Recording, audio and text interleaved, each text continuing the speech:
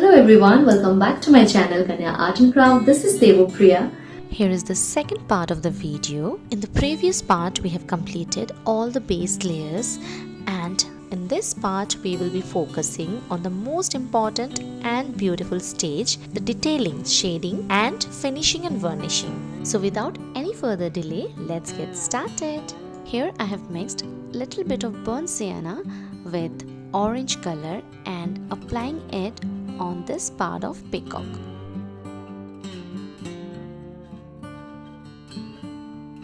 Now applying cerulean blue on the bottom feather part of the peacock. After that, I am applying teal blue adjacent to the cerulean blue part, maintaining the teardrop design. Now I am using brush number 00 to paint thin strokes like this to give a feather-like texture, using a light green color for the feather strokes. After posting the first part of the tutorial, I have received many queries regarding the sketch. I realized I forgot to mention that the sketch is available. It is fully customized handmade sketch created specially for this painting. To get the sketch, you can ping us on our WhatsApp number 63633 61338 or simply drop a comment in the comment section.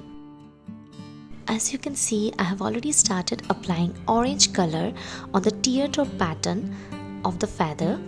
Now I am applying very thin strokes of light blue color on the bottom part of the peacock to create feather-like look.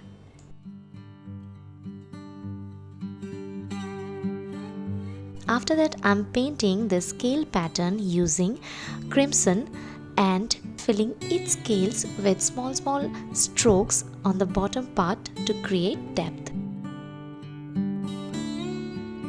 Here I am using this beige skin tone for the face part. To prepare the shade, I have combined. To prepare the color, I have used different shades in certain quantity and ratio. If you find it very difficult to make it on your own, then I would suggest you to go for the ready-made one. The name of the ready-made shade is Flesh Tint from Fabric Grill. You can directly use that shade for the skin color. Now I'm using 2 or 3 shade darker teal blue color for the corners of the arch to give depth and dimension to the arc. Following the same process for the golden border of the arc, applying brown color and blending it well with a dry brush. This will create depth and definitely give a dimension to the arch. Now coming to the lehenga part, to create the folds and creases, I have prepared 2 tones from the same lilac shade that we have used for the base layer. One is lighter tone created by mixing white with the base lilac color, and the other shade is darker tone created by mixing mauve with the base shade. As you can see, I am applying the darker tone along with the fold areas of the lehenga and then gently blending it with the lighter shade. Here, as you can see, I am using 3 brushes.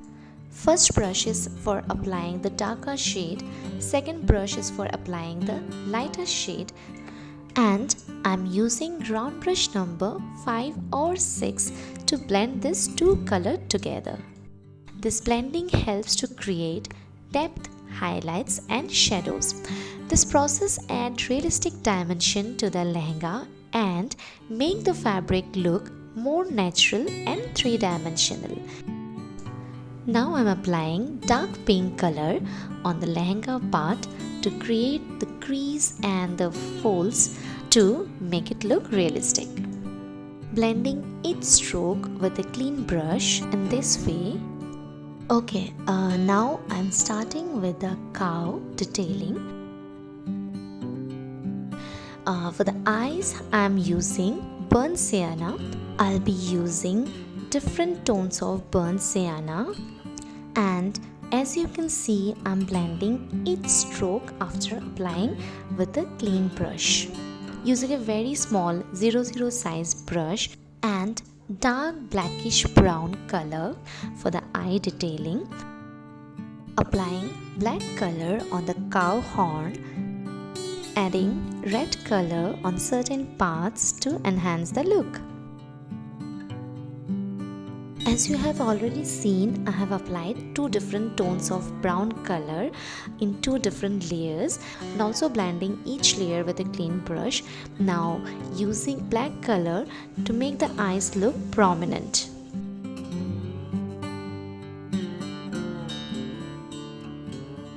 Adding small details like drawing the peacock eyes and beak. Here I have started shading on the fingers. To create lighter and darker shades from this flesh tint skin color, you can add white to make it lighter and add burnt sienna to make it darker. Painting the eyes and adding darker tone on the corners to give depth to the face part. Blending each stroke with a clean brush. Applying black color on the hair and adding red or crimson on the lips. Now drawing the eyes with black color using brush number 00. Here I am using Pearl Metallic Gold 3D outliner from Acrylic. Here I am using the Pearl Metallic Gold 3D outliner from Acrylic to create these embossed details. I'm carefully applying it on selected areas to build a raised 3D effect. This step adds richness, texture and add a beautiful ornamental feel to the painting. The subtle metallic finish gives a beautiful highlight and makes the detailing stand out even more. Okay, one small tip here. Now, if you don't have a 3D outliner available, don't worry, you can easily make it on your own. All you need is golden acrylic paint, preferably the tube one, any brand will work, and a piece of plastic sheet. First, take the plastic sheet, roll it into a cone. Make sure the tip is sharp and secure so that you can achieve fine lines. Once the cone is ready, carefully fill it with golden acrylic paint directly from the tube. After filling, seal the open end properly to prevent any leakage. And that's it, your homemade 3D outliner is ready to use. As you can see, I'm using different design and pattern for different areas to enhance the whole look of the painting.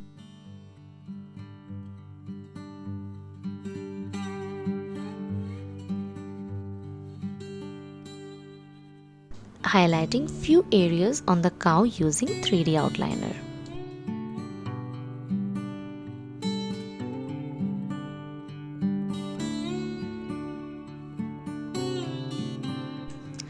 I absolutely love how the painting is transforming after the 3D outliner.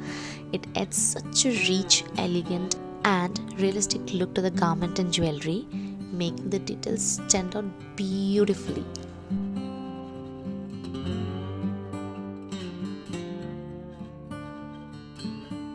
Now we are moving on to another interesting step and we are almost at the final stage of the painting.